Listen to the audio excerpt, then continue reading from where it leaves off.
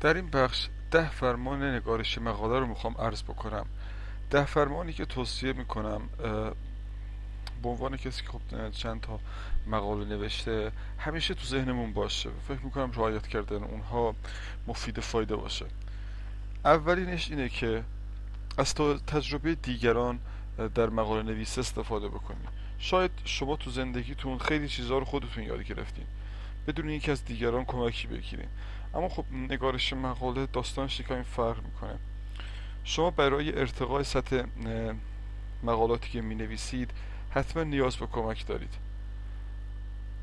نکته مهم اینه که شما از کسی کمک بگیرید که تجربه مقاله نویسی داشته باشه، یعنی الزاما به مدرک تحصیلی اون فرد، معدل و یا دانشگاه محل تحصیل و تدریسش توجه نکنید و حتما اولویتتون در واقع تعداد مقالات باشه. دقیقا ازش سوال کن چند تا مقاله داره و کجا منتشر کرده.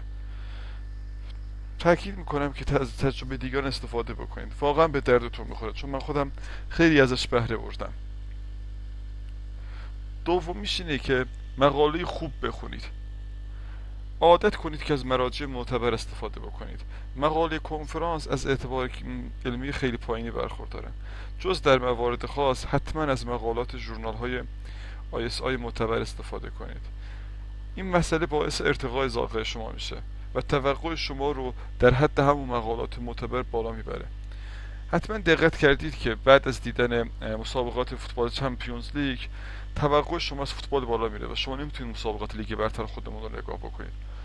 یا اگر فیلم باز باشید، وقتی شما فیلم های هالیوود رو میبینید نمیتونید خیلی از فیلم هایی که در ایران ساخته میشه رو نگاه بکنید، چون توقع شما و ذائقه شما ارتقا پیدا میکنه. سومین نکته اینه که عادت بکنید که نکته برداری بکنید، کاری که معمولا انجام نمیدیم. من همیشه فکر میکنم که و همیشه اینجوری هم هست که مقالات معتبر حتما حداقل این یک نکته ای از نظر فن بیان، ماهیت مسئله و نحوه ارائه مقاله دارن که لیاقت نکته برداری رو داشته باشن. حداقل در یک جمله، در یک فایل وردی بنویسید که در واقع فلان نکته جالبی در فلان مقاله استفاده شده. واقعا اگر از اول به این کارها عادت بکنید و در این زمینه ها در واقع خودتون رو همیشه عادت بدید، بعدا از اینها خیلی استفاده خواهید کرد. عجله نکنید. من همیشه تو مقاله نویسیم یه شعار دارم که در واقع good things take time، چیزهای خوب زمان میبره. همیشه یادتون باشه که سریع و زود ارسال کردن مقاله هیچ امتیاز پژوهشی نداره. هیچ داوری از شما به خاطر اینکه یک مقاله رو زود آماده کردین و براش فرستادین ممنون نیست و از شما تشکری نخواهد کرد.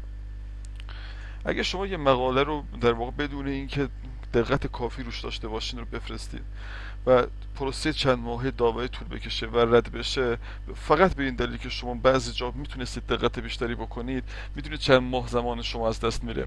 مهمتر از اون، مخصوصا در اوایل، رد شدن مقاله به شدت در واقع تو ذوق شما میخوره و شما اعتماد به نفستون پایین میاد. همیشه به دوستانم توصیه میکنم که عجله نکنم.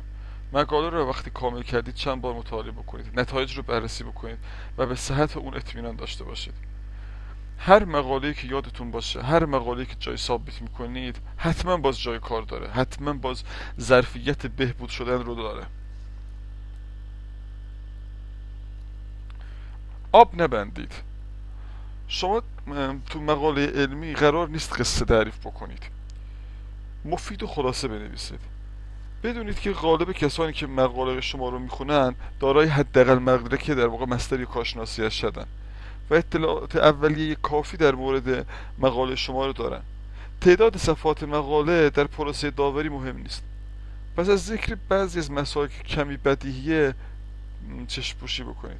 روابطی که قبلا اثبات شده رو به مراجع اصلی ارجاع بدید و یک خیلی مهم باشه تو زمینه بیارید. یک بحث ساده رو که با یک جمله میتونید مفهومش رو انتقال بدید رو تو یک صفحه توضیح ندید تا به شعور خواننده‌ام توهین نشه. شلوغ کاری نکنید. ببینید، ارجاع دادن کار مهمیه، ارجاع به مقالات و کتاب‌های معتبر هم مهمتره. اما این دلیل نمیشه که شما هر جمله‌ای، هر چیزی رو از جای برداشتید بهت ارجاع بدید. چیزهای بدیهی رو بهش ارجاع نمیدیم. شما نباید در واقع دنبال این باشید که برای هر کلمه ارجاع داده بشه. مثلا اینکه آب در 0 درجه یخ میزنه و در 100 درجه میجوشه یه چیز بدیهیه و نیاز به در واقع ارجاع دادن نداره. ارجاع دادن رو